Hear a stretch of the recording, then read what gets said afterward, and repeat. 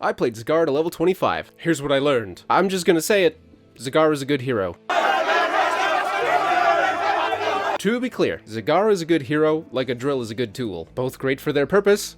Outside that, you're screwed. Zagara's job is to siege, siege, siege! While she's perfectly capable of putting numbers on heroes, she won't be finishing them off. No, don't run from me, I'm trying to kill you. Buildings, though, don't stand a chance. Zagara's kit is tailor-made to rip through structures. Baneling Barrage is a low mana, low cooldown, long-range, slow-moving, splash damage projectile skill shot that detonates on contact with an enemy. This spell launches 2 Banelings per cast and is fantastic at destroying minions and towers. You gotta get a little tricky on minion waves to optimize the area damage. The Banelings explode at the slightest touch. Like me in high school. But find the right angle and you'll hit the spot. Walls and forts are a different ballgame. Just point and shoot. The spell's long range lets you safely chip away at structures, and forces your opponent to make a decision. Let the Banelings go through, or eat them. Outside of very specific scenarios, damage on buildings sticks. So either you damage the walls now, which is what you want, or the enemy hero eats free damage, softening them up for a gank. Then you hit the walls harder. Zag's a bully. Hunter Killer instantly summons a highly damaging Hydra Lisk that attacks and chases its target for 8 seconds. This is Zag's highest single target damage ability, and it's what lets her trade so effectively in one-on-one scenarios. But with great power comes with great drawbacks. The Hydra Lisk is slower than a hero's walking speed and is very squishy. The fact that all this damage is underneath a long cooldown and a small health bar makes this baby a high-value target for Zagara's enemies. Picture this. You, as Zagara, are about to engage in a duel. Both of you have full health and all your cooldowns. Zagara's the greatest hero in the game, and the best at dueling.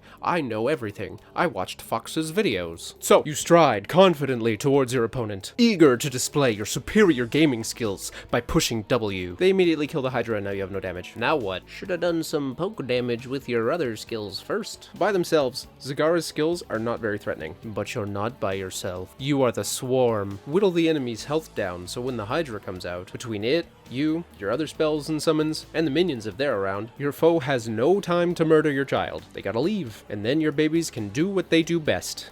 Infested Drop is a 2-part spell. It starts as a highly telegraphed damaging area of effect that, when it hits the ground, poops out 2 little roachlings. While these little buggers aren't super dangerous, until later, they are incredibly useful. Manipulating your spawns is a vital skill for any summoner class, and while we won't be doing a deep dive on AI behavior and pathing here, clever positioning with this spell can allow Zagara to get the jump on her enemies. Use these critters to get in poke damage, block skill shots, eat tower shots, and scout around corners and in bushes.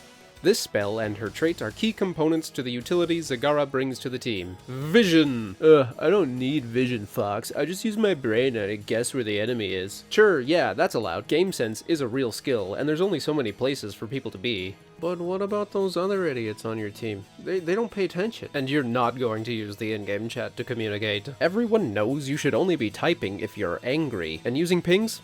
That's toxic. So you can try to pierce through the layers of hostility that exists in online gaming, or you can reveal so much of the map that your friends have no choice but to see what you see. Knowledge is power, and knowing where the enemies are, and where they are not, helps everyone make better choices. You get 3 charges of Creep Tumor, and each one reveals a decently sized area. They last for 4 minutes, and a charge comes back every 18 seconds. You can get about a dozen of these on the map if you're lucky. Of course, wise players will destroy your creep any chance they get, but that may cost mana and still tells you where they are. Dead scouts aren't useless, and you can kinda fudge where you hide the tumors using terrain and other creep.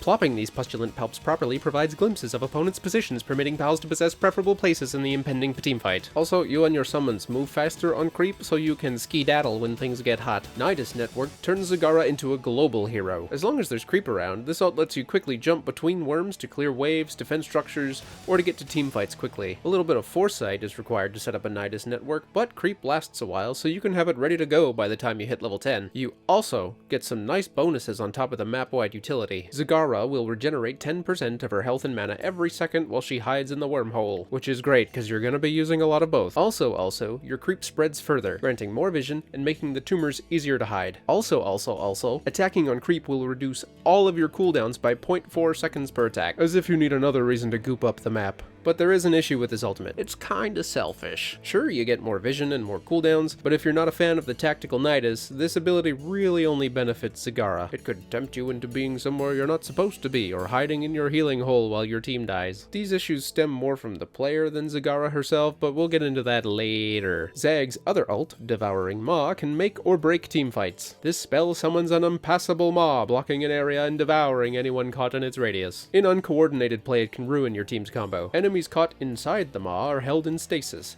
taking damage from the ultimate, and any damage over time applied prior to being chomped. The ult lasts 4 seconds, and while it has a reputation for ruining things, it can also be used to set up killer combos, or peel in a pinch. Ma can stop unstoppable enemies. It has a long cooldown though, so don't miss. Okay, it's time. We have to talk about why Zagara and other heroes like her get a bad rap. The problem lies in how her design trains people to play. Yes, destroying structures is vital to winning the game. Yes, soaking minion waves nets you as much XP as hero kills. Yes, it's fun to utterly dominate your lane and escape ganks by the hairs on your ass. And yes, mindlessly farming experience can get you out of bronze. But, and it's a big but, if you get stuck in this mindset, sitting in a lane, playing single player HOTS, never grouping for a team fight, even if you're locally successful, you can lose far more than you gain. Think of it this way, you choose to stay in a lane for an objective. At the fight, your team gets forced out or killed, so you think, I'm just gonna stay here and take what I can. But you've lost the objective, and depending on kills, the enemy already has an XP lead on this trade. Now you have to fight a losing defensive battle versus an objective push,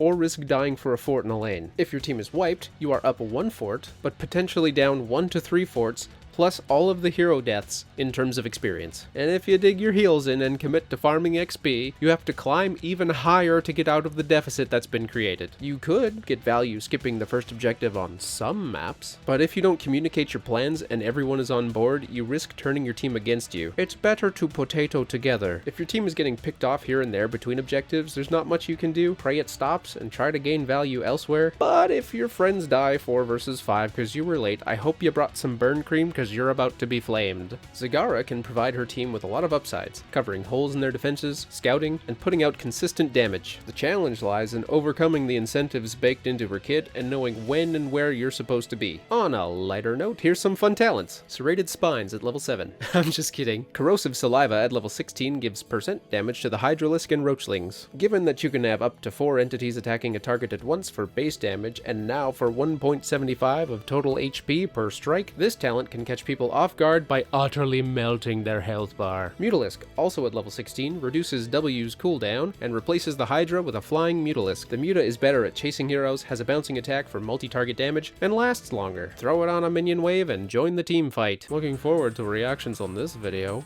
Things could get a little spicy. Bye!